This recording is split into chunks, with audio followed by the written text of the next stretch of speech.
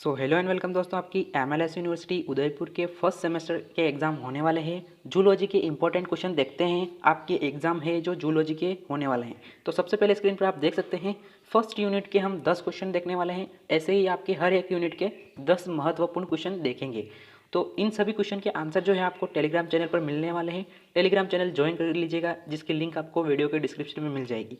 तो सबसे पहले क्वेश्चन देख सकते हैं। आपका पहला क्वेश्चन है प्रोटोजोआ के सामान्य लक्षण और वर्गीकरण क्लास तक करना है। तो इसके जो आंसर हैं आपको टेलीग्राम चैनल पर मिलने वाले हैं। तो सेकंड क्वेश्चन है आपका पैरामीशियम का अध्ययन विस्तार से कीजिए। पैरामीशियम के बारे में बताना है, उसकी कोशिका झिल्ली, कोशिका के यूकेरियोटिक है या प्रोकैरियोटिक है, ये सारी जानकारी आपको टेलीग्राम चैनल पर मिलने वाली है। इन सभी के क्वेश्चन के आंसर। तो थर्ड क्वेश्चन जो है आपका परजीवी प्रोटोजोआ और उनके रोगजनक के प्रभाव को समझाइए। परजीवी प्रोटोजोआ क्या होता है और उनके रोगजनक के प्रभावों को, यानी कि कौन कौन से रोगजनक होते हैं, जैसे कि एंट अमीबा हो गया और बहुत सारे जो रोगजनक हैं उनके बारे में आपको बताना है। फोर्थ क्वेश्चन जो है आपका पोरीफेरा के सामान्य लक्षण और वर्गीकरण को समझाना है। तो सामान्य लक्षण क्या होता है, पोरीफेरा का अर्थ क्या होता है, उसका सारी जानकारी आपको देनी है। इसके अलावा फिफ्थ क्वेश्चन है आपका स्पंज के कैनाल प्रणाली को समझाइए। स्पंज कैनाल प्रणाली क्या होती है, इस कैनाल सिस्टम को समझाना है आपको। और सिक्स्थ क्वेश्चन है आपका साइकोन के अध्ययन को विस्तृत नोट लिखिए। तो साइकोन के आपका अलग फॉर्म में क्वेश्चन भी आ सकता है कि साइकोन के प्रकारों को समझाइए। तो अपने विवेक का इस्तेमाल करते हुए आंसर देना है। आंसर इतने लंबे नहीं होने वाले हैं, जो मैं डालने वाला हूँ वो छोटे छोटे आंसर हैं, आपको आसानी से याद हो जाएंगे। इसके अलावा अगर हम बात करें, आपका सेवन्थ क्वेश्चन है पोरीफेरा और प्रोटोजोआ में अंतर बताइए। एट्थ क्वेश्चन है प्रोटोजोआ के विभिन्न गतिशील प्रकारों का वर्णन कीजिए। मतलब गतिशीलता के प्रकारों का वर्णन करना है प्रोटोजोआ के। तो इनके भी आंसर मैं देने वाला हूँ। इसके अलावा आपके नाइन्थ क्वेश्चन है पोरीफेरा के प्रजनन के प्रकार, यानी कि कितने प्रकार का प्रजनन होता है और उनके तंत्र की व्याख्या करनी है। और ये इंपॉर्टेंट क्वेश्चन है कि पोरीफेरा के आर्थिक महत्व को समझाइए, या फिर आपके पैरामीशियम के आर्थिक महत्व को समझाइए। तो ये ऐसे क्वेश्चन आ सकते हैं। तो सेकेंड यूनिट की हम बात कर लेते हैं। सेकेंड यूनिट है आपकी सिलेंट्रेटा के सामान्य लक्षण और वर्गीकरण को समझना है। ये भी इंपॉर्टेंट हो जाता है कि सिलेंट्रेटा के वर्गीकरण और लक्षण को समझाना होता है। और इसके अलावा अगर हम बात करें, सेकेंड क्वेश्चन है आपका टिनोफोरा के लक्षण और वर्गीकरण। छोटे छोटे आंसर हैं, 2 या 3-4 लाइन के होंगे, आपको याद करने में आसानी होंगी और 2 या 3 नंबर में आते हैं, और ज़्यादा नंबर में आते हैं तो ज़्यादा लिखना होता है। इसके अलावा अगर हम बात करें, आपका तीसरा क्वेश्चन है ओब्लिया के प्रकारों का विस्तृत अध्ययन करना है आपको। उसके बाद आपका चौथा क्वेश्चन जो है इतना इंपॉर्टेंट नहीं है, इसको छोड़ भी सकते हैं आप।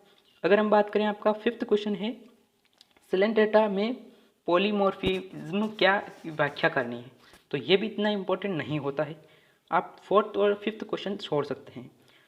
मेटाजेनेसिस की परिभाषा करें और उसको उदाहरण सहित समझाइए। तो देखो, ये क्वेश्चन आ चुका है प्रीवियस ईयर क्लास में, यानी कि 2024-25 में आ चुका है, 2023-24 में, सॉरी 2023-24 में आ चुका है। तो ये क्वेश्चन ज़रूर याद कीजिएगा। इसके अलावा अगर हम बात करें, आपके सेवेंथ क्वेश्चन है आपका टिनोफोरा के में पाए जाने वाले विशेष गुणों का अध्ययन करो, या विशेष गुण क्या है, तो ये बताना है। उसके बाद आपको सिलेंट्रेटा और टिनोफोरा के बीच में क्या मुख्य अंतर है, क्या जॉइंट कड़ी है जो आपको बतानी है। इसके अलावा आपका नाइन्थ क्वेश्चन है कोरल की पारिस्थितिक महत्व को समझाना है, यानी कि कोरल कहाँ उगते हैं, क्या महत्व होता है कोरल का। ओब्लिया के जीवन चक्र को विस्तार से समझाना है, ये भी एक इम्पोर्टेंट क्वेश्चन है। इन अगर ये क्वेश्चन आपको आपकी 1 वीक सीरीज में मिलते हैं तो वहाँ पर भी आपको आंसर देखने को मिलते हैं, वहाँ से भी आप उसको राइट लगा सकते हैं या इम्पोर्टेंट लगा सकते हैं 1 वीक सीरीज में। इसके अलावा अगर हम बात करें, आपके थर्ड यूनिट का क्वेश्चन जो है पहला, वो है प्लेटिहेल्मिंथेस क्या है, उसके सामान्य लक्षण और वर्गीकरण क्लास तक कीजिए। इसके अलावा अगर हम बात करें, आपके सेकेंड क्वेश्चन है थर्ड यूनिट का फेसियोला के प्रकारों का अध्ययन और विस्तार से कीजिए और उसका विस्तार से समझाइए उसको। उसके अलावा आपका थर्ड क्वेश्चन है टीनिया की संरचनात्मक और परजीवी अनुकूलता को समझाइए। इसके अलावा आपका फोर्थ क्वेश्चन है नेमेटोडा के लक्षण और वर्गीकरण क्लास तक समझाना है, और एस्किरिस का अध्ययन विस्तार से करना है। ये इतना इम्पोर्टेंट नहीं होता है, पर पढ़ लीजिएगा। इसके अलावा अगर हम बात करें, आपकी ट्रिमेटोडस, सिटेटोडस और निमेटोडस के परजीवी अनुकूलन को वर्णन कीजिए।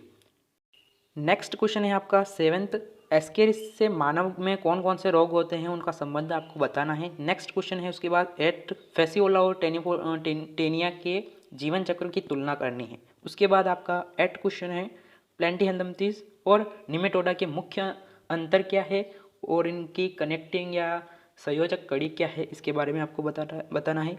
उसके बाद आपका निमेटोडा के आर्थिक महत्व ये समझाना है। सिर्फ आर्थिक महत्व ही इम्पोर्टेंट होता है, चिकित्सक महत्व नहीं होता है इतना इम्पोर्टेंट, ये मत कीजिएगा चिकित्सक महत्व। इसके बाद आपका फोर्थ यूनिट है यूनिट 4 एनेलिडा के सामान्य लक्षण और उसके वर्गीकरण को समझाना है। ऑर्थोपोडा के सामान्य लक्षण और उसका वर्गीकरण समझाना है, इंपॉर्टेंट हो जाता है ऑर्थोपोडा। थर्ड क्वेश्चन है आपका फेरिटीमा क्या है, इसके अध्ययन का विस्तार से वर्णन कीजिए। तो देखो ये इतना इंपॉर्टेंट नहीं होता है, छोड़ भी सकते हो। फोर्थ भी इतना इंपॉर्टेंट नहीं है, छोड़ भी सकते हो। अगर पढ़ना चाहते हो पढ़ भी सकते हो, इतना भी इम्पोर्टेंट नहीं है ये। तो इसके बाद अगर हम बात करें आपका fifth question very very important है, मेटामेरिज्म क्या है, उसकी अवधारणा को समझाना है और इसके महत्व को समझाना है। इसके बाद आपके एनेलिडा और ऑर्थोपोडा के बीच में क्या अंतर है और इसके बीच में संयोजक कड़ी क्या है, ये भी आपको समझाना होता है। इसके बाद आपकी सेवेंथ क्वेश्चन है ये सिलोम क्या है, सिलोम की संरचना और उसके कार्य को समझाना है, ये इंपॉर्टेंट है, वेरी वेरी आईएमपी है क्वेश्चन है ये, सिलोम क्या है। इसके अलावा अगर हम बात करें आपके ऑर्थोपोडा के आर्थिक महत्व को भी आपको समझाना है, ये भी इम्पोर्टेंट है। फेरिटीमा में प्रजनन तंत्र को समझाना है, ये इंपॉर्टेंट है। पेरिप्लाना के विभिन्न अंग तंत्र जैसे पाचन, उत्सर्जन और तंत्रिका तंत्र को समझाना है, ये भी इंपॉर्टेंट हो जाता है। इसके अलावा अगर हम बात करें आपकी फिफ्थ यूनिट के क्वेश्चन, तो पहला क्वेश्चन है आपका मोलस्का के सामान्य लक्षण और उसका वर्गीकरण। इसके बाद अगर हम बात करें आपके एकाइनोडर्मेटा के सामान्य लक्षण और वर्गीकरण। इसके बाद अगर हम बात करें आपका तीसरा क्वेश्चन, थर्ड क्वेश्चन है आपका जो है इतना इम्पोर्टेंट नहीं होता है तो इसको छोड़ भी सकते हो। स्टीरियम क्या है, इसके अध्ययन का विस्तार से अध्ययन कीजिए, ये इंपॉर्टेंट हो जाता है। इसके अलावा अगर हम बात करें आपके मोलस्का में पाए जाने वाले टॉर्शन की अवधारणा को महत्व को समझाइए, और तो ये इंपॉर्टेंट है कि टॉर्शन क्या होता है, इसकी अवधारणा को समझाना है, इसके महत्व को समझाना है। सिक्स्थ क्वेश्चन है आपका स्टीरियम के लार्वा के रूपों और उनके विकास को समझाना है आपको इसको, और इसके अलावा आपके मोलस्का और एकाइनोडर्मेटा में बीच के अंतर को समझाना है, ये भी इंपॉर्टेंट हो जाता है। एकाइनोडर्मेटा में पाए जाने वाले लार्वा के रूपों को वर्णन करना है आपको, ये भी इंपॉर्टेंट है। इसके अलावा अगर हम बात करें कि मोलस्का के आर्थिक महत्व क्या है, ये भी इंपॉर्टेंट है। और 10th क्वेश्चन और लास्ट क्वेश्चन है आपका एकाइनोडर्मेटा की पारिस्थितिक महत्व को समझाना है या इसके आर्थिक महत्व को समझाना है।